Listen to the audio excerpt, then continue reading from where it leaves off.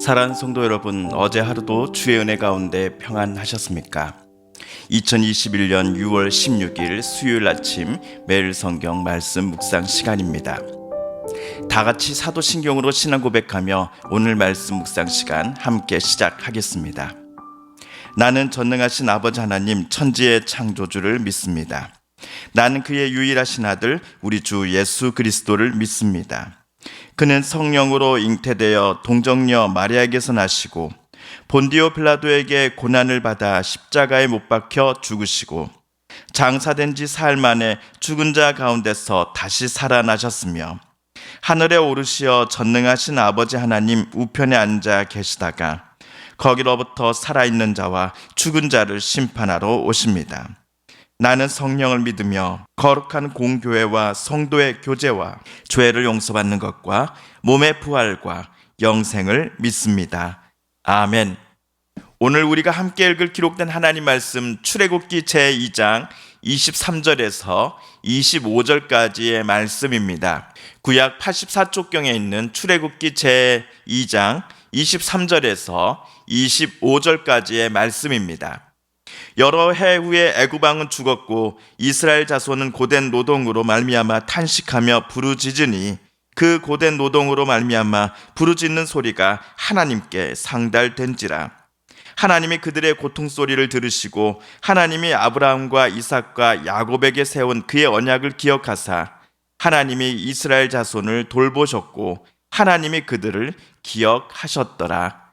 아멘. 어제 모세는 이집트 왕궁에서 도망쳐 나와서는 이곳 미디안으로 넘어왔습니다. 지도를 보시면 모세가 어디에서 출발해서 어디에 도착했는지를 더욱더 분명하게 아실 수 있으실 겁니다. 지도 오른쪽 하단에 시내산이 보이실 겁니다. 이 산을 구약 성경에서는 두 가지 이름으로 병행해서 부르지요. 어느 때는 시내산으로, 다른 때는 호렙산으로 부릅니다. 둘 다 지도 오른편 하단에 나온 같은 산을 가리키는 이름입니다. 대략 40살의 나이에 이곳 시내산 근처 미디안 족속이 살아가는 지역으로 도망쳐온 모세는 미디안 족장의 딸들 중 한 명인 십보라와 결혼합니다. 또한 첫째 아들 게르솜을 낳았지요. 이집트에서 있었던 무서운 사건은 이곳 미디안에서 살아가면서 모세의 기억 속에서 점차 희미해져 가고 있었을 것입니다. 모세는 이곳 미디안에서 사는 동안 자기가 이집트 왕자였음을 언급하지 않았을 것입니다. 꺼내는 순간 자신의 정체는 물론이요, 그가 왜 이곳에 오게 되었는지에 대한 모세의 지난 모든 과거들이 미디안 사람들에게 퍼지게 될 것이기 때문입니다. 이처럼 모세는 자신의 과거를 철저히 숨기며 살았습니다. 과거에 화려했던 이집트 왕궁 시절도 왕자로서 누리던 권세도 이젠 모두 그에게 자랑거리가 될 수 없었습니다. 그것들을 떠올리는 순간 모세가 저질렀던 살인사건도 함께 떠오를 것이기 때문입니다. 모세는 앞으로도 이렇게 평범한 모습으로 살고 싶었을 것입니다. 애굽에 있을 때처럼 풍요롭지는 않지만 미디안 땅에서 목자로 살면서 그때마다 살며 필요한 것들을 마련해가며 그냥 하루하루 지내면 되었기 때문입니다.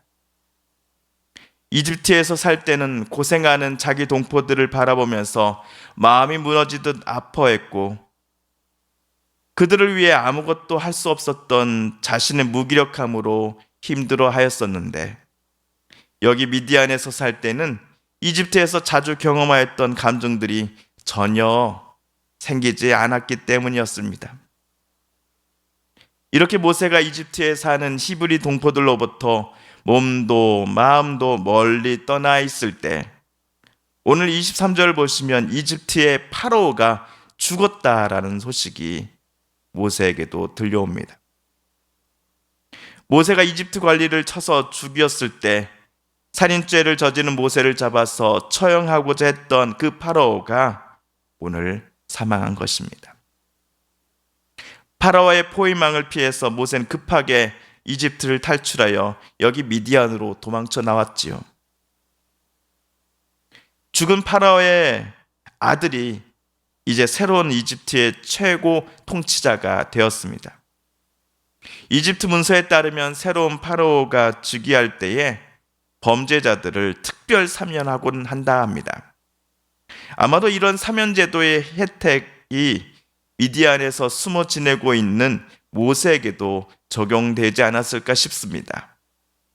사면이 되었기에 모세가 이집트로 다시 되돌아왔을 때 새로운 파라오는 모세를 체포하지 않았을 것입니다. 예전 왕이 죽고 새로운 파라오가 즉위한 것은 이처럼 모세에게는 크게 다행스러운 일이었습니다. 하지만 모세의 경우와는 반대로 새로운 이집트 파라오의 즉위는 이집트 본토에 남아서 살아가는 모세의 히브리 동포들에게는 더욱더 큰 불행을 가져다 주는 일이 되고 말았습니다. 오늘 23절입니다. 여러 해 후에 애굽 왕은 죽었고 이스라엘 자손은 고된 노동으로 말미암아 탄식하며 부르짖으니 그 고된 노동으로 말미암아 부르짖는 소리가 하나님께 상달된지라. 과거 파라오 때에도 이집트에서 살아가는 히브리 사람들은 혹독한 감시 속에서 고된 노동과 위험한 공사 현장에 투입되어야만 했습니다. 정당한 임금을 받는 것은 기대할 수도 없고 오늘 공사 현장으로 나갔다가 저녁에 집으로 무사히 되돌아올 수 있을런지도 장담할 수 없었던 것이 당시 히브리 사람들의 이집트에서 살아가는 삶의 현실이었습니다. 과거의 왕이 죽고 새로운 파라오가 즉위했다 했을 때 이집트 본토에 살아가는 히브리 사람들은 조금은 새로운 파라오에 대한 희망 섞인 기대를 했을지도 모릅니다. 새로운 왕은 자기 아버지와는 달리 우리에게 노동의 강도를 좀 낮춰주지 않겠어? 젊은 사람이니 고집스러운 자기 아버지와는 달리 적어도 정당한 노동의 대가는 우리에게 지불해 주지 않겠나 싶네. 이들의 기대와는 달리 현실은 선왕 때보다 더욱더 이스라엘 사람들의 상황을 비참하게 몰아갔습니다. 노동의 강도는 더욱더 세어졌고 히브리 사람들 향해 내치는 이집트 감독관들의 채찍 소리는 점점 강해져만 갔습니다. 그런데 출애굽기에서는 여기에서 처음으로 이스라엘 사람들이 하나님께 부르짖는 장면이 등장합니다. 하나님 살려주십시오. 저희들 이러다 여기서 다 죽을 것 같습니다. 하나님, 아브라함과 이삭과 야곱의 하나님, 그들의 후손인 우리들을 기억해 주십시오. 애굽 사람들이 휘두르는 채찍과 죽음의 구렁텅이에서 제발 저희를 하나님 살려주십시오. 라고 히브리 사람들은 하나님 앞에 눈물로 부르짖기 시작한 것입니다. 하나님께서는 이렇게 부르짖는 이스라엘 백성들의 간구와 그리고 그의 고통 소리를 들으셨습니다. 하나님께서는 이들의 조상인 아브라함과 이삭과 야곱에게 먼저 찾아가 약속해 주셨던 그 언약을 하나님은 지금도 기억하고 계셨습니다. 지금 이집트에서 고통당하고 있는 이 야곱의 후손들을 하나님께서는 절대로 모른 척하거나 나 몰라라 하시지 않으셨다는 의미일 것입니다. 하나님께서 고통 속에서 울부짖는 이집트에서 살아가는 이스라엘 백성들의 소리를 들으시면서 여전히 잊지 않고 계셨다 하는 그 약속의 언약이란 도대체 무엇이란 말입니까? 창세기에 여러 구절들이 있지만 오늘은 창세기 50장 24절을 찾아서 제가 한번 읽어보겠습니다. 창세기 50장 24절입니다. 요셉이 그의 형제들에게 이르되 나는 죽을 것이나 하나님이 당신들을 돌보시고 당신들을 이 땅에서 인도하여 내사 아브라함과 이삭과 야곱에게 맹세하신 땅에 이르게 하시리라 하고, 하나님께서 야곱의 후손들을 이끌고 데리고 가고자 하셨던 땅은 여기 이집트가 아니었습니다. 이집트에서 힘들어하며 앞날에 대한 소망을 잃은 채 하루하루를 어쩔 수 없이 살아가고 있는 이스라엘 사람들을 하나님께서 이집트에서 이끌어내시어 약속의 땅으로 인도하여 데리고 가실 터인데, 그 약속의 땅은 젖과 꿀이 흐르는 땅이요 갈대아 우르에서 살아가던 아브라함으로 하여금 하나님께서 나아가라고 명령하신 땅이었습니다. 그의 아들 이삭과 손자 야곱이 살아가던 가나안 땅이었습니다. 약속의 땅으로 이스라엘을 반드시 인도하여 그 땅에 정착하며 살게 하겠다라고 하신 아브라함과 이삭 그리고 야곱에게 약속하셨던 하나님께서 오늘 눈물로 부르짖는 이 이집트에 살아가는 히브리 사람들을 바라보실 때에 반드시 그들을 구출하여 가나안 약속의 땅으로 내가 인도하겠다 하심을 하나님은 오늘 다시금 다짐하신 것입니다. 그들을 모른다 하시지 않으신 겁니다. 그들의 눈물 소리를 기억하며 함께 아파하고 계셨던 것입니다. 오늘